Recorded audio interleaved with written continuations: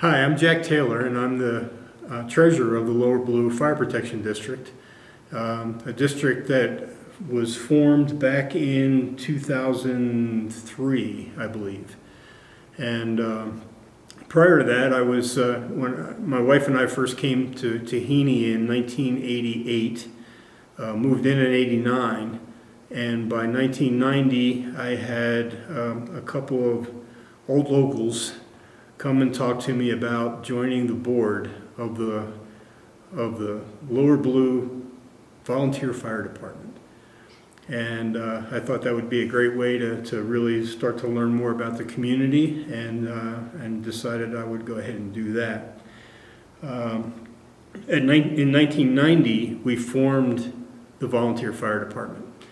And the Volunteer Fire Department had a donated fire truck from Partial over in Grand County, and we actually had that housed in an abandoned garage at Bureau of Reclamation property down below the dam. And it was a garage about big enough to hold our fire truck and not much more. Joe Hostetter was the driving force behind the volunteer group, and he was the chief of our fire department. And we had at that time between 12 and 15 volunteers who were minimally trained, some not at all. And we spent a lot of time really working to find ways to go ahead and get that training done so that people could actually do what they needed to do should we have a fire or some kind of other public safety emergency up here.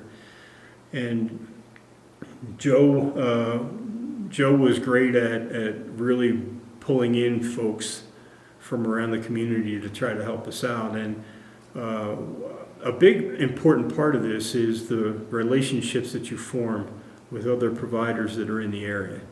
And so we had a good working relationship with what was then Lake Dillon Fire Protection District. They were housed down in Silverthorne. And Chief Parmalee and Joe were fast friends. And Chief Parmalee opened up his training for the folks that they have down there to our people up here. And so consequently we were underway, and we started training, and we started having the opportunity to make calls. We didn't have very many to make, which was part of the challenge for the fire district, because one of the things that's really important is that your firefighters are experienced, and that they get that experience by responding to calls. And we just weren't really having that many out here, and so consequently most of the training that was going on were what if scenarios that we would put together to get people out and about with the equipment to get things done. And that training worked out pretty well for a while. As we got into the later 90s, what was happening was that people were incredibly busy with jobs, with families. Some folks were getting older, some folks were moving out of the area, and so consequently our volunteer numbers started to drop a little bit, just a little at a time. But before long, we were down to 3 active volunteers for the fire department. And it's impossible to run a safe response organization with so few volunteers. The board met and really talked a lot about what do we do about this. And I believe it was in 2007 that we decided that Joe Hostetter, who was our chief, was stepping down. And it was because he was going to be spending, I think, half the year in New Mexico. And so we talked long and hard about bringing in a chief, a paid position. And I kind of laugh about that now because that paid position was part-time. It was 16 hours a week, and it was $15 an hour. And so, at any rate, we gave it a try because we thought that, you know, we definitely had to have someone leading this remaining cadre of volunteers. But it just really wasn't working out. We saw the numbers continue to drop, and so we ended up having to get rid of that position. And then we were in a tough place. What do we really do about fire protection here in Heney and in basically in the rest of the district? And so that conversation ended up including fire protection folks from Kremling, from other parts of Grand County, from Summit County.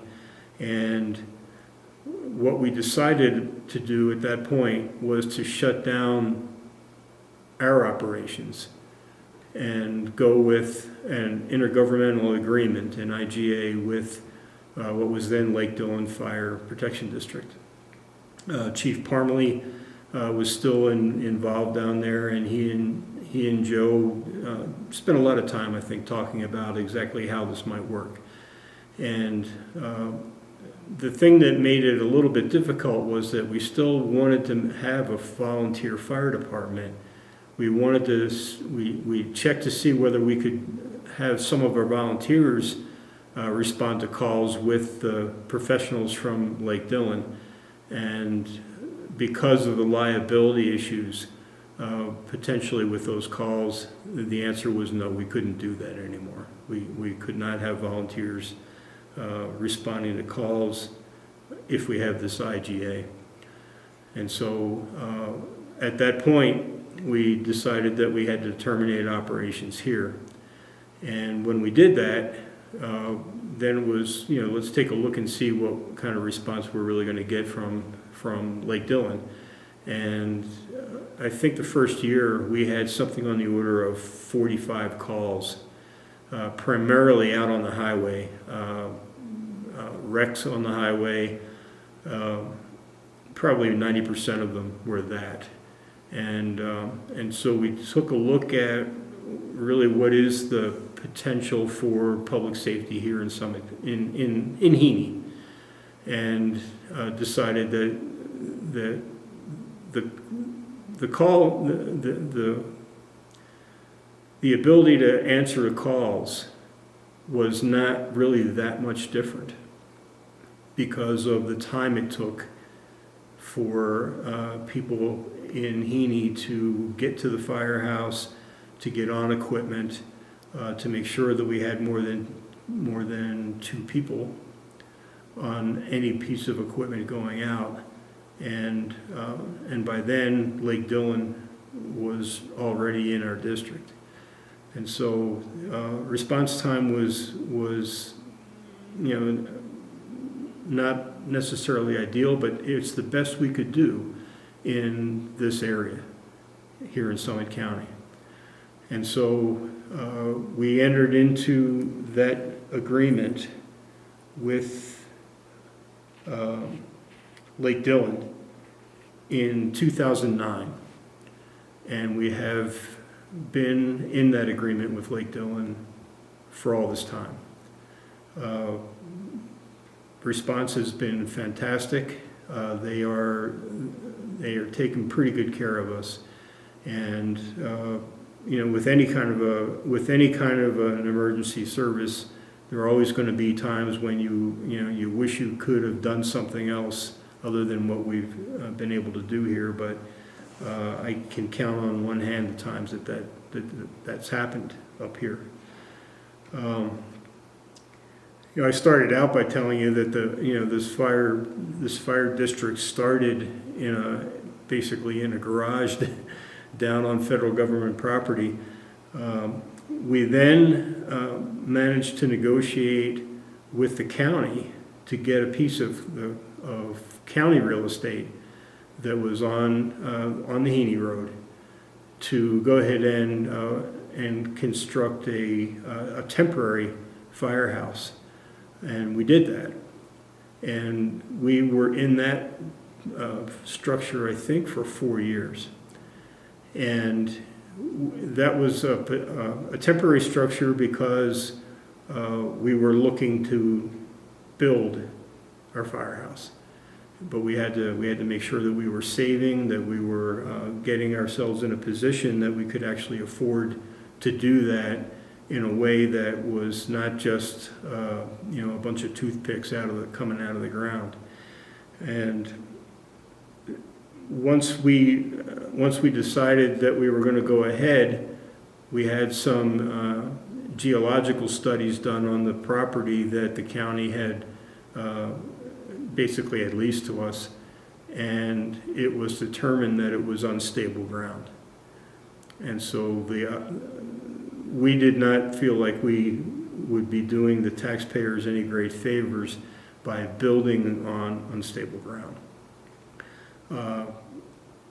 Part of the funding for this actually came from a statewide grant, and actually a significant part of the funding, almost $290,000 of the $570 that we ended up spending on this entire project, came from a federal grant. And the federal grant was about to be pulled if we didn't find a place to build this building.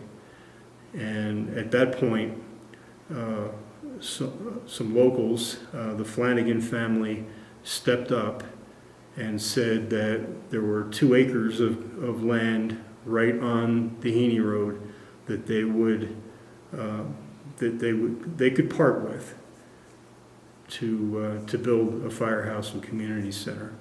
And we can't tell you how grateful we are that that happened, because then we were able to go ahead and get the architectural drawings done for us to be able to build what we have here today. This building is by far the best structure that we think we could have come up with in all of the things that we looked at, really. And so consequently, what we have now is we have a fire district that was formed back in the early 2000s, that is still around, operating a little bit differently than it did at the very beginning, but still very much servicing the people of the fire district, particularly here in Heaney. And one of the things that's really important to us now, as it was then, is the overall public safety of the people who live here. And the intergovernmental agreement that we have in order to get those services is solid and has never been more solid than it is now. There have been, since Chief Parmalee and Joe Hostetter sat down across from one another and worked out some details, there have been 2 more chiefs that have really stood up for supporting the relationship that we have with what is now Summit Fire and EMS. And so what we are now doing with taxpayer money is keeping that intergovernmental agreement going, but at the same time we're really looking at ways to service the community in other ways. So it's important for you to remember that in addition to the firehouse, this is a community center. And it's a center that can be used has been used for weddings, for celebrations of life, for graduations, those kinds of things. And it's pretty easy to go ahead and make those kinds of reservations. If you go onto our website, you can you can see exactly how to make that happen. So really this is just a really brief history of what we have here in our sprawling metropolis of Heaney, Colorado. And we're really proud of the fact that we can service the community the way that we can. If this fire district was not here, then this community would be in an unincorporated part of the county. Any response that comes from a different district, the individuals who are serviced by that response would be paying for that. And that's not cheap. Probably looking at, on an average, something on the order of $10,000 to $15,000 for a response to a fire at your place. So, keep that in mind when you're thinking about what we do as we move forward from here. I hope this was helpful, and I would encourage you to be in touch with any one of our board members if you have any questions or if you want to learn more about what we're doing here in Heaney, Colorado. Thank you.